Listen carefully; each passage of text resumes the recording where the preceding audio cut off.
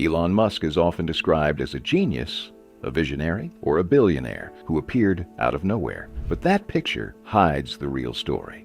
Before the wealth, before the headlines, before the influence, there was struggle, years of isolation, public failures, near bankruptcy, and decisions that pushed him to the edge of collapse. This is not the story of overnight success. This is the story of a man who endured what most people would walk away from.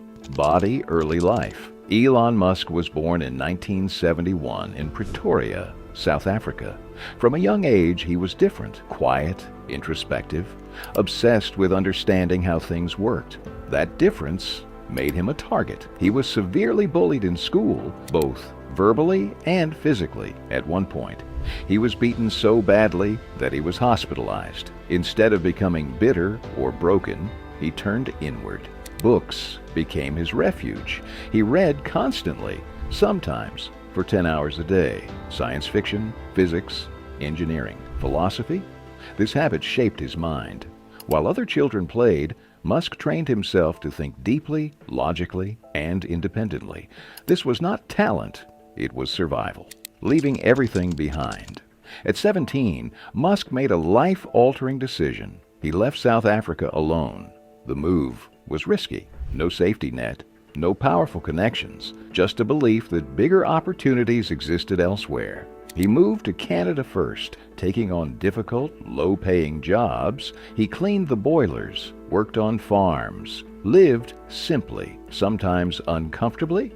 Later, he moved to the United States to study physics and engineering. These years were not glamorous. They were disciplined, lonely, and uncertain. But they built his tolerance for hardship, a tolerance that would later define his success. First company and early disappointment. Musk's first startup was Zip2, a small software company aimed at helping newspapers move online. The company struggled in its early days. Musk slept in the office, showered at the YMCA, worked relentlessly to keep the business alive. Eventually, Zip2 succeeded and was sold.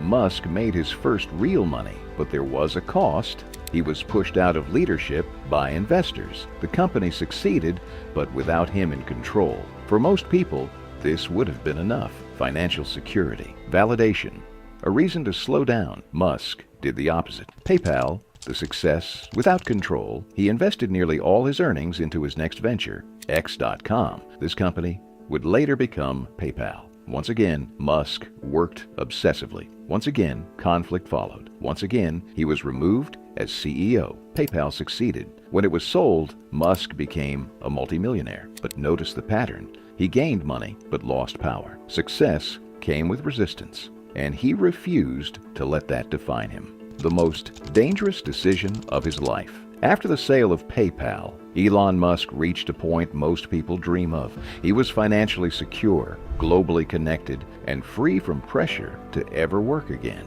At that moment, he faced a clear choice: preserve his wealth and live comfortably for the rest of his life, or risk everything on ideas few believed in. He chose risk.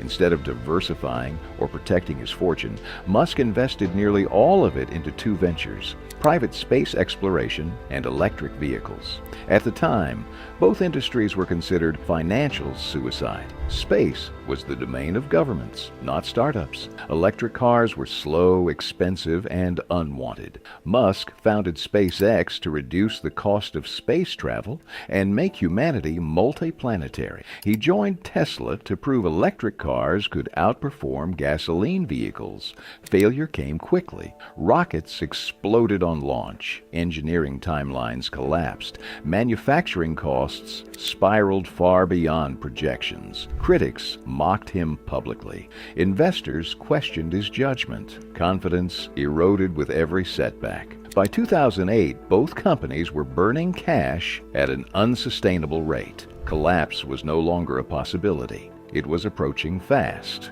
The year 2008 marked the most dangerous moment of Elon Musk's life. Not just financially, but mentally and emotionally. SpaceX had already suffered 3 failed rocket launches.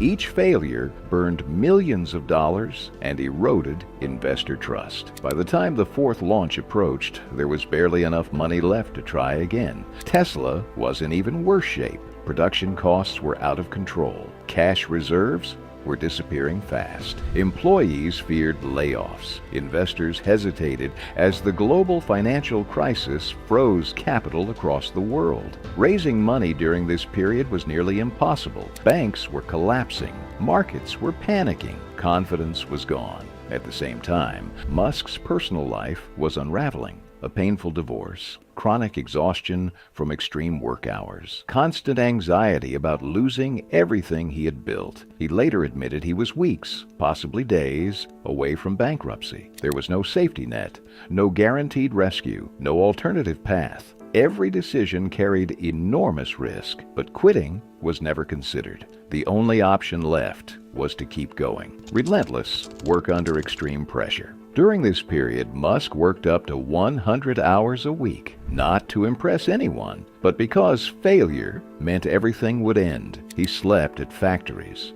reviewed engineering details himself, made decisions under constant stress. He did not delegate responsibility. He absorbed it. This level of commitment was not healthy, but it was decisive. While others gave up, he stayed. The turning point. By late 2008, SpaceX had one final chance left. 3 launches had already failed. Money was almost gone. Another failure would have meant the end of the company. Engineers worked under crushing pressure, knowing this launch was not just technical, but existential. Musk personally involved himself in the smallest details, questioning assumptions, rechecking systems, and pushing for absolute precision. When the rocket finally launched and reached orbit, it was more than a success. It was survival. That single working launch changed everything. NASA soon awarded SpaceX a crucial contract, giving the company both credibility and financial stability. At the same time, Tesla was fighting its own collapse. Production delays and investor panic had pushed the company to the edge. In the final hours, Musk helped secure emergency funding, barely keeping Tesla alive. These moments were not luck. They were the result of refusing to quit when quitting made sense. From that point forward, momentum shifted and failure stopped being the headline, building value, not image. As Tesla grew, Musk refused to follow industry norms. He challenged manufacturing processes, ignored traditional advertising, focused entirely on product and scale. At SpaceX, he pushed reusability when experts said it was unrealistic. Reducing costs changed the economics of space travel. These decisions created enormous value, not because they were popular, but because they worked. Wealth as a side effect. As Tesla stock rose and SpaceX expanded, Musk's wealth increased dramatically. He became one of the richest people in the world, but his lifestyle remained unusually restrained. Minimal luxury, reinvestment over consumption. Money, to him, was fuel, not a trophy. He used it to accelerate progress, not display status.